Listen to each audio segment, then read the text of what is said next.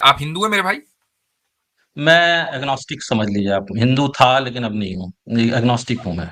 ठीक है, चले अभी चूंकि आप हिंदू थे इसलिए उस पर बात कर लेते हैं कि आपने कहा कि भाई 57 मुल्क हैं, उसमें 7-8 ही सही हैं, बाकी सब फटे पुराने हैं।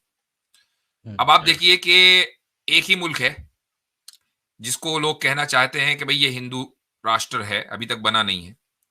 तो फटन तो कुछ कम वहां भी नहीं है। तो अगर ये फटन मेयार है तो फिर हिंदुइज्म तो गया। अच्छा, दूसरी बात। रिलीजियस रिलीजियस देखो वो मैं भी अब वही बात सुनेंगे सुन आप तो भाई। मैं वो भी अब सुन आप ठीक लीजिए, है, सुनेंगे वो भी भाई। वो भी हाँ। आपकी हम बात हिंदुस्तान भी मैंने बहरहाल ही है, वो नहीं, मैं सुन लीजिए, आपकी मैंने बात बिल्कुल सब्र से सुनी है, बगैर इंटरप्शन के। आप मेरी बात सुनिएगा। अच्छा, 800 साल भारत के ऊपर मुसलमान की हुकूमत रही है, तो इसका मतलब यह हुआ कि 800 साल तक हिंदुइज्म जो है वो एक गलत कल्चर, गलत तहजीब, चूंकि उसके ऊपर कोई दूसरी तहजीब मुसल्लत हो गई थी। तो अगर आपके नजदीक ये मेयार है तो फिर हिंदुइज्म तो गया, क्योंकि 800 साल तक के उसका कोई पूछने वाला दुनिया में था नहीं। मान लीजिए, सुन लीजिए, अगर आज सारे मुसलमान अच्छे हाल में होते, 57 के 57 देश, तो क्या आप हम्म, ये आर्ग्यूमेंट रख रहे होते? इस वक्त हाँ, दुनिया में एक कंसेंसस है लोगों के दरमियान कि जो सबसे अच्छे हाल में है ना, और जो मजबूती के साथ है, वो यहूदी है। ठीक? तो अगर अच्छे हाल होना किसी के बरहक होने की दलील है, तो क्या आपके एतबार से यहूदी एक बिल्कुल ठीक रिलीजन है? मेरे लिए तो सारे सारे रिलीजन झूठ है। तो फिर आप ये कहिए कि आपका ये पैमाना ही गलत है। जिस तरह आप सारे रिलीजन्स को गलत कह रहे हैं, तो अपने पैमाने को भी गलत कहिए। अच्छा जी, अब हमारे साथ हैं अगले कॉलर, पप्पू पेजर। जी भाई, पप्पू नमस्कार पेजर। मुफ्ती साहब। जी हाँ, फरमाइए। हाँ मुफ्ती साहब, आप इंडिया में किधर से हैं? मैं पूछ सकता हूँ? Shouldn't concern you. अच्छा, ठीक है, कोई बात नहीं। वैसे मैं भी यूएस में ही रहता हूँ, आपसे ज़्यादा दूर नहीं। हाँ, वो अलग बात है। यूएस में कहाँ रहते हैं? हाँ, मिलवाकी। ठीक है, आप ज्यादा दूर नहीं है जी। तो मेरा एक्चुअली कुछ पॉइंट्स थे। वैसे मुझे पता है कि आप औरतों से और रिलीजियस लोगों से कभी आर्ग्यूमेंट में जीत नहीं सकते। तो मैं यहाँ कुछ जीतने हारने नहीं आया, बस आप अपना पॉइंट रखने आया हूँ। आप औरतों से जीत जाते हैं?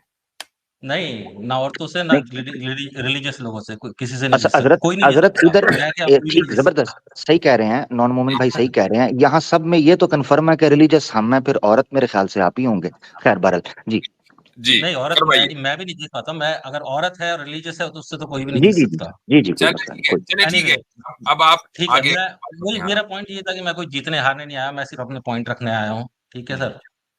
तो मेरा दो तीन पॉइंट्स हैं, मैं पहले पॉइंट्स पे आ जाता हूँ। तो पहला जी। पॉइंट मेरा ये है कि देखो, अगर खुदा सच में ट्रू गॉड है, राइट, तो उसको, मोमिनों को यहाँ पे कुछ तो ऐसा दिखाना चाहिए था कि काफिर थोड़ा अट्रैक्ट हो कि भाई ठीक है, ये इनका इनका यहाँ सब कुछ अच्छा है। अगर आप देखो तो पूरी दुनिया में 56-57 मुस्लिम कंट्रीज हैं।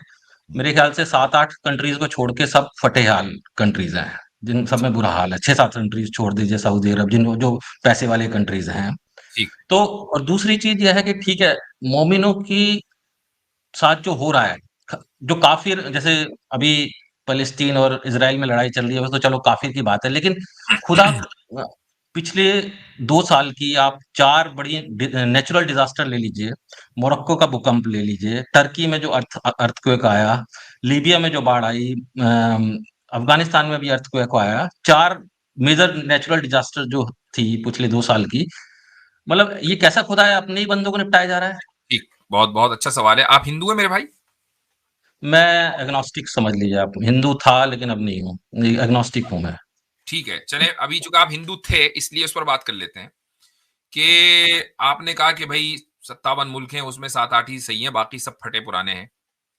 हम्म, अब आप देखिए कि एक ही मुल्क है जिसको लोग कहना चाहते हैं कि भाई ये हिंदू राष्ट्र है, अभी तक बना नहीं है। तो फटन तो कुछ कम वहां भी नहीं है। तो अगर ये फटन मेयार है तो फिर हिंदुइज्म तो गया। अच्छा, दूसरी बात रिलीजियस देखो वो मैं भी अब वही बात सुनेंगे आप भाई, अब आप लीजिए, सुनेंगे भाई। वो भी हाँ, हम आपकी बात हिंदुस्तान में मैंने फतेह अली है, वो सुन मैं लीजिए, आपकी मैंने बात बिल्कुल सब्र से सुनी है, बगैर इंटरप्शन के। आप मेरी बात सुनिएगा।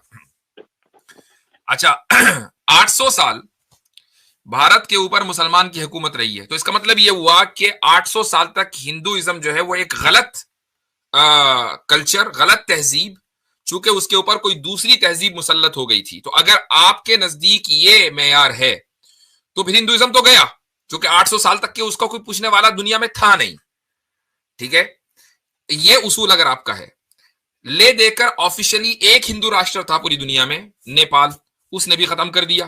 तो अब बचा क्या हिंदुओं के पास? आप हो गए एग्नोस्टिक। अब मुझे एक बात बताइए, एग्नोस्टिक की तो कोई कंट्री है ही नहीं, तो आप तो सबसे ज्यादा बुरे हाल में फटे हुए। आप ये कहें कि नहीं जी एथिस्ट का नेशन है नॉर्थ कोरिया, तो नॉर्थ कोरिया कौन सा कम फटा हुआ है?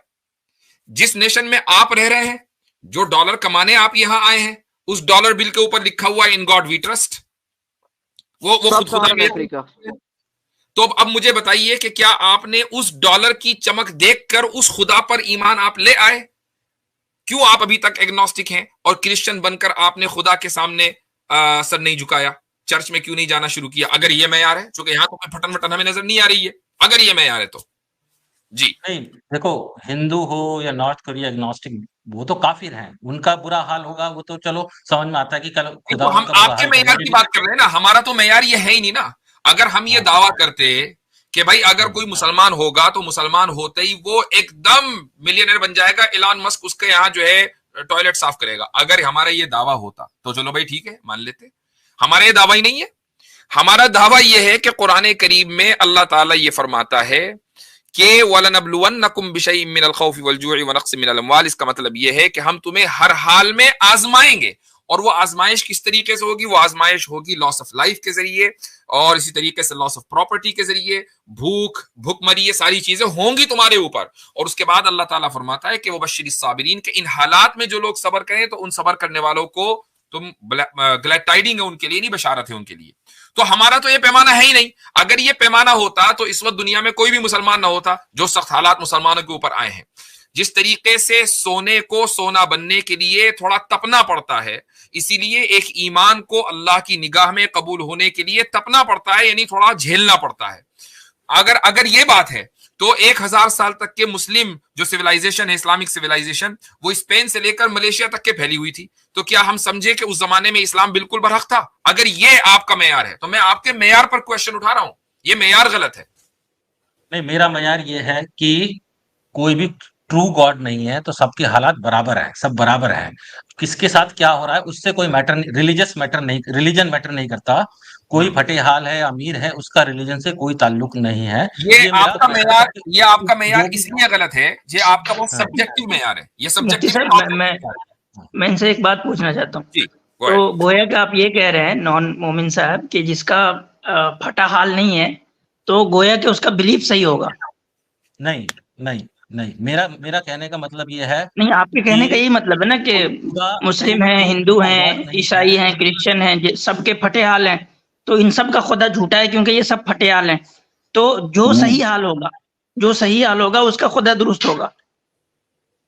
नहीं नहीं, ये नहीं कहा मैंने, ये नहीं कहा। मेरा तो क्या कह रहे गलत यही मतलब हुआ ना उसका। मान लीजिए, सुन लीजिए, अगर आज सारे मुसलमान अच्छे हाल में होते, 57 के 57 देश, तो क्या आप ये आर्ग्यूमेंट रख रहे होते? भाई देखो, अगर आप ये दावा कर रहे हैं कि खुदा ट्रू गॉड है, राइट? मैं आपसे एक सवाल किया, उसका जवाब दीजिए। अगर आज हाँ 57 कंट्री सारे के सारे सही होते, क्या आपका हाँ ये आर्ग्यूमेंट होता? हाँ, बिल्कुल। अगर खुदा अपने बंदों को अपना बंदा मानता है तो उनको अच्छे से रखे तो भी, फिर ये राइट? आर्ग्यूमेंट ना होता ना, हाँ है ना? हाँ जी, अब हाँ आसिम भाई बोलें, अब इनका यही आर्ग्यूमेंट है। जी तो वही मैं कह रहा हूँ नॉन मोमिन साहब कि जो अच्छे हाल में हैं तो गोया कि उनका बिलीफ सही है, तभी तो वो अच्छे हाल में ना। आपका यही कहना है कि ये लोग फटे हाल हैं तो इनका बिलीफ सही नहीं हो सकता क्योंकि ये फटे हाल है। अगर इनका बिलीफ सही होता है, इनका खुदा सही होता तो ये फटे हाल नहीं होते। तो गोया कि दुनिया में जो लोग सही हाल है तो उनका खुदा दुरुस्त है, उनका बिलीफ दुरुस्त है, जी, क्योंकि वो तो फटे हाल नहीं है ना। तो देखो फिर उनका सही है ना। बिल्कुल नहीं उनका नहीं सही नहीं है। देखो इनके देखो इनके मेरा पैमाने, मेरा इनका जो मेरा पैमाना है वो यही है। अब हम आगे की बात करें जी। आसिम भाई कैरी ऑन। तो भाई एलन मस्क तो दुनिया का सबसे अमीर आदमी है, जेफ बेजोस दुनिया का सबसे अमीर आदमी है, जकरबर्ग जो है वो भी रिचेस्ट पर्सन है, बहुत बढ़िया से रहता है, कितने बिलियंस एंड बिलियन इन्वेस्टमेंट है, कितने प्रोजेक्ट चल रहे हैं, तो गोया कि इन सब के बिलीफ सही होंगे आपके, आपका जो मेयार है उसके हिसाब से। नहीं नहीं, नहीं वो मैं आर्गुमेंट नहीं है मैं मेरा, मेरा मैं इससे आर्गुमेंट आगे वो नहीं बढ़कर है। एक बात कहना चाहूंगा नॉन मोमिन साहब। इस वक्त हाँ दुनिया में एक कंसेंसस है लोगों के दरमियान कि जो सबसे अच्छे हाल में है ना और जो मजबूती के साथ है वो यहूदी है। ठीक, तो अगर अच्छे हाल होना किसी के बरहक होने की दलील है तो क्या आपके एतबार से यहूदी एक बिल्कुल ठीक रिलीजन है? मेरे लिए तो सारे सारे रिलीजन झूठ है। तो फिर आप ये कहिए कि आपका ये पैमाना ही गलत है। जिस तरह आप सारे रिलीजन्स को गलत कह रहे हैं तो अपने पैमाने को भी गलत कहिए। नहीं वो पैसे से नहीं तोल रहा हूँ उनको, ये नहीं कह रहा हूँ कि जो ये ज्यादा अमीर अजीब होगा है। वो उसका रिलीजन सच्चा होगा। मैं कह रहा हजरत हूँ कैसे कि ये जो इन्होंने खुश अजीब कहा होगा, है। खुशी मैं हैप्पीनेस इज मैं बड़ी सेपरेट खामोशी थिंग से बात, एंड भाई मनी इज एक मिनट सेपरेट सुनिएगा, थिंग। भाई एक मिनट हाँ मनी सुनिएगा। कैन नॉट बाय मैं हैप्पीनेस। बड़ी हाँ खामोशी से बात सुन रहा था। ये जो आपने अभी जुमला बोला, ये तो आपने अपनी पिछली पूरी गुफ्तगू के ऊपर पानी फेर दिया भाई। जी, आप बोल रहे हैं मैं तो सब रिलीजन को गलत कहता हूँ, तो मेयार किस बुनियाद पर आपने बनाया भाई मेरे? वो जो जितने भी मालदार हैं वो भी गलत मैं ही होंगे आपके देखिए नजदीक, तो ये ये क्या बात है? अगर यही अगर चीज मैं आप क्रिश्चियंस को बोलूंगा, जी, यही चीज मैं हिंदुओं को भी बोलूंगा, यही चीज मैं बुद्धिस्ट सबको बोलूंगा ओ भाई कि अगर आपका मेयार तुम्हारा गलत है, गॉड आप ट्रू सबको है बोलो, तो आपके तुम्हारे सबके हाल बोलने से नहीं फटे बात होने हो रही। चाहिए, फर्क समझें, ना कि फटे हाल। फर्क समझें भाई, भाई फर्क हाँ समझें, फर्क समझें। आपके एक पागल, मैं आपको नहीं बोल रहा, ठीक है, चले कोई अच्छी मिसाल ताकि आपको बुरा ना लगे। एक बंदा जो गलत बात कर रहा है वो चाहे सबके साथ गलत बात करे, बात तो गलत गलत रहेगी। आपका ये कहना कि मैं हिंदुओं को भी बोल दूंगा ये बात, ईसाइयों को भी बोलूंगा, भाई आपका असूल गलत है। आपने जो भी बात की है, आप तो सबको जब गलत मान चुके हैं तो कोई कितना ही पैसे वाला क्यों ना हो, आपका म्यार तो आप रिजेक्ट कर चुके हैं। मैं तो हैरान हूं इस चीज पर। आप वाकई सिंसियर हैं तो आप खुद सोचें आपने उसूल क्या बनाया है। तो ये बताइए फिर ये नेचुरल डिजास्टर में मोमिनों को ही क्यों निपटाया जा रहा है खुदा? Very good. आपने उसका जवाब नेचुरल, नहीं दिया। हजरत वो बयान कर चुके हैं हमारे नजदीक। आसिम भाई कुछ बोले लगे थे, आसिम भाई आप बोल रहे लेकिन हैं। यस, मुफ्ती साहब ने बोला कि आजमाइश करेंगे, जो आदमी मर गया उसकी आजमाइश कैसे हो पाएगी? अब वो तो मर ही गया बेचारा, बच्चे छोटे छोटे चलिए बच्चे मर गए। सुन ले आसिम भाई कुछ जी, बोलने आसिफ लगे, भाई उनकी सुन ले। जी। एक तो ये फैक्चुअली रॉन्ग है कि कह रहे हैं कि सिर्फ मोमिनों को निपटाया जा रहा है। भाई दुनिया में हर जगह जलजले आ रहे हैं, सिर्फ तुर्की और अफगानिस्तान में जलजले नहीं आ रहे, इराक में जलजले नहीं आ रहे, अभी ऑस्ट्रेलिया में आपको भी आप जलजले आ रहे हैं। नहीं, अभी अभी एक मिनट, कनाडा में जो आग लगी थी मुफ्ती साहब, हाँ, कितनी तो बड़ी थी वो। उस आग का असर मेरे भाई नॉन मोमिन साहब, उस आग का असर जो है वो आपके घर तक था, मिलवॉकी तक हजरत था। हाँ, हजरत ये अच्छा, कैसा निपटाया, कैसा निपटाया जा रहा है कि फास्टेस्ट ग्रोइंग रिलीजन स्टैट्स, तो रिसर्च सर्वे ये बता रहे हैं, ये बड़ा जबरदस्त निपटाना है हम्म, जी। अच्छा नहीं, एक मिनट, आपको नेचुरल आपको डिजास्टर में मुझे रह रहे हैं। नेचुरल डिजास्टर की कैटरीना याद है? हाँ कैटरीना याद है। अफगानिस्तान में तो नहीं आया था या पाकिस्तान में आ गया था? देखो वो तो काफिर मुल्क में आया था, काफिरों को मरना तो समझ में आता तो है कि चलो ठीक है इसका खुदा मतलब काफिर क्या को हुआ? मार रहा है, इसका मतलब ये हुआ कि जो नेचर है ना, इसका मतलब ये हुआ कि जो नेचर है, मैं अब आपका फार्मूला ठीक कर रहा हूं बकौल आमिर भाई के, जो नेचर है वो अपना काम करेगा। उसको जहां भी अब टेक्टोनिक प्लेट्स हैं, वो जहां पर भी उनमें इंटरप्शन होना है वो होगा। इट डजंट मैटर कि ऊपर कौन रह रहा है, मुसलमान रह रहा है कि काफिर रह रहा है, जो नेचर है वो अपना काम करेगा, खुदा के हुक्म से काम करेगा। जो आप पैमाना है ना, वो पैमाना ये नहीं है कि कौन परेशानी में है और कौन परेशानी में नहीं है, क्योंकि जिन लोगों को आप आज परेशानी में देख रहे हैं कल वो परेशानी में नहीं थे। जिन लोगों को आप अच्छाई में देख रहे हैं, आप बहुत अच्छा देख रहे हैं, वो कल परेशानी में थे। ठीक है, तो ये पैमाना नहीं है, चीजें बदलती रहती हैं। पैमाना ये है कि जो आपको मजहब पैगाम दे रहा है वो क्या दे रहा है, अच्छाई का दे रहा है, अच्छाई का नहीं दे रहा है, ये पैमाना होना चाहिए। आप उसके ऊपर क्वेश्चन उठा सकते हैं कि भाई मुफ्ती साहब आपके इनमें फला जो हुक्म है वो अच्छा नहीं है, हम उससे बेहतर हमारे पास है। हाँ, इस पर बात करें तो समझ में आती है। ये पैमाना आप पता नहीं कहां से ढूंढ कर लेकर आए हैं। मुफ्ती साहब अब मैं इनसे थोड़ा सा इनके इसको रिवायर करना चाहूंगा कि आपने बोला कि भाई अच्छे हालत और फटे हालत को आपने मेयार बनाया, तो क्या आप अच्छे हालत में जाने के लिए किसी इंसान को इमोरलिटी की तरफ जाना दुरुस्त करार देंगे? मिसाल के तौर पे समझेंगे कोई इंसान जो है वो 1 बिलियन की डकैती करके बहुत अच्छे हाल में जा सकता है, तो उसके इस अच्छे हाल में जाने की वजह से उसको बोलेंगे कि वो डकैती करे और अच्छे हाल में चला जाए? वो बुरे हाल में भी जा कहेंगे सकता है, वो जेल भी जा सकता है, बुरे हाल में तो रिस्क है ना उसमें तो। नहीं, अगर चला गया कंफर्म तो 100% तो जाए, लेकिन इसमें तो रिस्क है। अच्छा, तो मतलब अगर 100% चांस है कि आप इमोरल काम करके एक लग्जरियस लाइफ में जा सकते हैं, तो उसको जाना चाहिए आपके नजदीक। आज के टाइम में 100% तो कोई कंफर्मिटी नहीं है ना इमोरल काम में। इमोरल में तो सजा हो सकती है ना, पकड़ा जा सकता है, मारा जा सकता है, प्रिजन में नहीं जा नहीं, सकता है, तो बहुत उसमें तो सारे रिस्क है ना।